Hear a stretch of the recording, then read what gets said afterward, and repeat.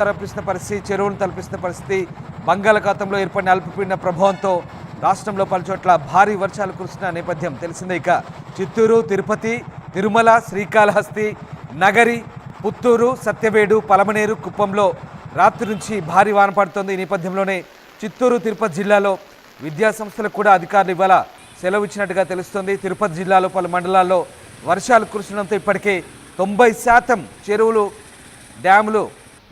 చెరువుల నుండి డ్యాముల నుంచి వర్షం నీరంతా డ్యాముల్లో వచ్చి చేరుతున్నట్టుగా తెలుస్తుంది. తిరుపతి, నెల్లూరు జిల్లాలో ఇప్పటివరకు 11,000 చిన్న పెద్ద చెరువులు నిండినట్టుగా ఇరిగేషన్ అధికారులు చెప్తున్నారు.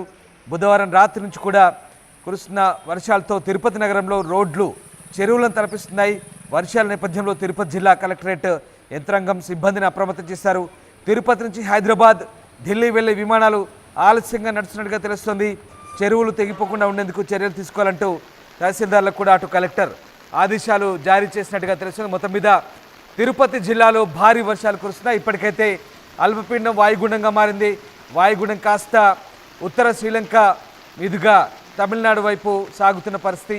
ఈ నేపథ్యంలోనే భారీ వర్షాలు కురుస్తున్నాయి. అటు తమిళనాడులో కూడా ఇదే పరిస్థితి.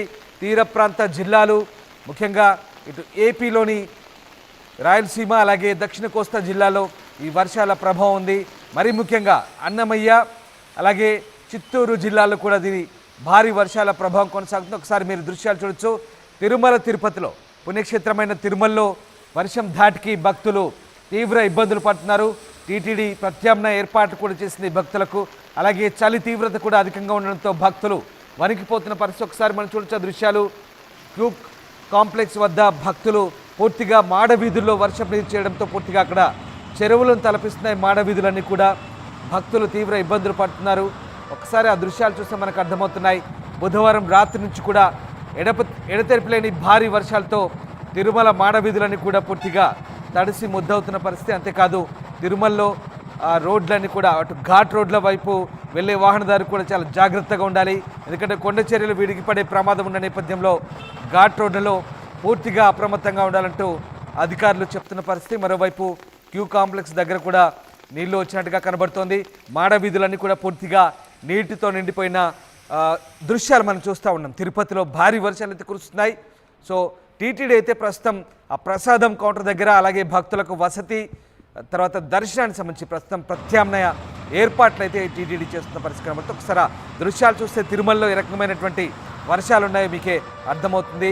అల్పపీడన ఎఫెక్ట్తో ప్రస్తుతం అయితే భారీ వర్షాలు కురుస్తున్నాయి. సో తిరుమలకు వెళ్ళే భక్తులు కొంచెం అలర్ట్గా ఉండమంటూ సూచిస్తున్న పరిస్థితి. మేము కూడా అది చెప్తున్నాం. తిరుమలలో భారీ వర్షాల నేపథ్యంలో కాస్త భక్తులు అప్రమత్తంగా ఉండాల్సిన అవసరాన్ని అక్కడ మనకు వాతావరణ శాఖ సూచిస్తుంది. మరి ముఖ్యంగా ఘాట్ రోడ్లలో వెళ్ళే భక్తులు, వాహనదారులు చాలా అప్రమత్తంగా ఉండాలి. ఎందుకంటే కొండ చర్యలు పూర్తిగా తడిసిపోయినాయి. గత కొద్ది రోజులుగా భారీ వర్షాలు ఏపీ కోస్టల్ ఏరియాలో అలాగే ముఖ్యంగా రాయలసీమలోని అన్నమయ్య, చిత్తూరు జిల్లాల్లో భారీ వర్షాలు అయితే నెల్లూరు, తిరుపతి బెల్ట్లో బాగా వర్షాలు పడుతున్నాయి. దీంతో కాస్త ఇబ్బందికర పరిస్థితులే నెలకొన్న పరిస్థితి. వరుసగా అల్పపీడనాలు, తుఫాన్లు వస్తున్న నేపథ్యంలో భారీ వర్షాలు అటు తమిళనాడు, ఇటు చిత్తూరు, తిరుపతి, కోస్తా, రాయలసీమ జిల్లాలనైతే ముఖ్యంగా కోస్టల్ ఏరియాలు, కంప్లీట్ కోస్టల్ బెల్ట్లో వర్షాలైతే వణికిస్తున్న పరిస్థితి ప్రస్తుతం నెలకొంది. రైట్, మా కరెస్పాండెంట్ వర్మ జాయిన్ అవుతున్నారు. వర్మ, తిరుపతిలో భారీ వర్షాల కారణంగా భక్తులు ఇబ్బంది పడుతున్నారు. ముఖ్యంగా తిరుమల మాడవీధుల్లో ఏ రకమైన వర్షం ఉందో మనకు ఆ దృశ్యాలు చూస్తే అర్థమవుతున్నాయి. టీటీడీ ప్రత్యామ్నాయ ఏర్పాటు కూడా చేసినట్టుగా తెలుస్తుంది. మరి ముఖ్యంగా ఘాట్ రోడ్లలో హెచ్చరికలు, అలర్ట్స్ జారీ చేసిన పరిస్థితి. ప్రస్తుతం సిచ్యువేషన్ ఎట్లా ఉంది తిరుమలలో? టీటీడీ అధికారులు ఏం చెప్తున్నారు వర్మ? రామదాస్, మనం ప్రధానంగా చూసుకుంటే కనుక ఆగ్నేయ బంగాళాఖాతంలో 2 రోజుల కిందట ఏర్పడిన అల్పపీడనం వాయుగుండంగా బలపడి ఇటు ఉత్తర తమిళనాడు, శ్రీలంక వైపు కొనసాగుతోంది. ఈ నేపథ్యంలోనే ఉత్తర తమిళనాడు ఆనుకున్న చిత్తూరు, తిరుపతి జిల్లాల్లో ఈ ప్రభావం స్పష్టంగా కనిపిస్తా ఉంది. ఒక చోట నుంచి ఒక మోస్తరు నుంచి భారీ వర్షాలు కూడా కురుస్తా ఉన్నాయి. ఈ నేపథ్యంలోనే ఈ ట్రెండ్ మరో 24 గంటల పాటు కొనసాగే అవకాశం ఉందని విశాఖ వాతావరణ హెచ్చరికల కేంద్రం చెప్తా ఉంది. మనం ప్రధానంగా చూసుకుంటే కనుక ఈ అల్పపీడనం క్రమంగా ఎప్పుడైతే భయపడిందో వాయుగుండం ఈ సాయంత్రానికల్లా బలహీనపడే అవకాశాలు ఉన్నాయి. ఈ నేపథ్యంలోనే మరో 48 గంటల పాటు దక్షిణ కోస్తాతో పాటు రాయలసీమ అంతటా కూడా మోస్తరు నుంచి భారీ వర్షాలు కురిసే అవకాశం ఉందని చెప్తా ఉన్నారు. అయితే దీనివల్ల పెద్ద ఎఫెక్ట్ ఇటు కోస్టల్ ఏరియాలో ఉండకపోవచ్చు, సీ కోస్ట్ లో ఉండకపోవచ్చు. అందువల్లే మత్స్యకారులకు ప్రత్యేకమైన హెచ్చరికలు ఏమీ జారీ చేయలేదని చెప్తా ఉన్నారు.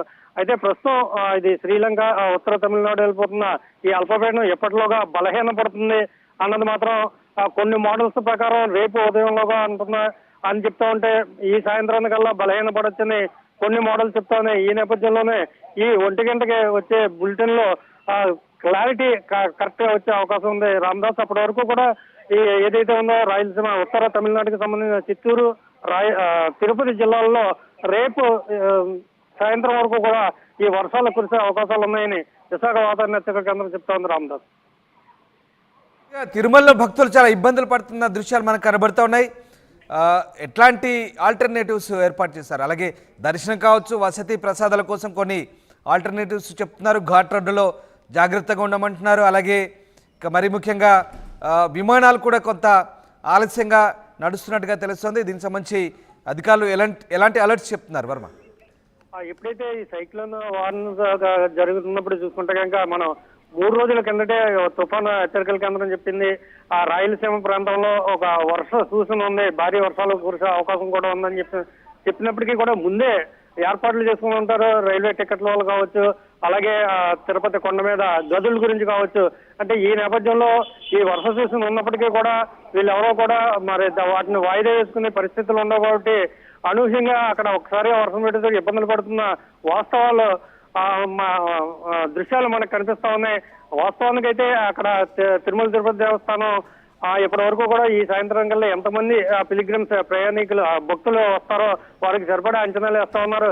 అయితే వీళ్ళందరినీ కూడా బయటికి లేకుండా లోపల క్యూ లైన్ లో మాత్రం వీళ్ళకి షెల్టర్ కల్పిస్తున్నట్టుగా మనకు కనిపిస్తా ఉంది రామదాస్.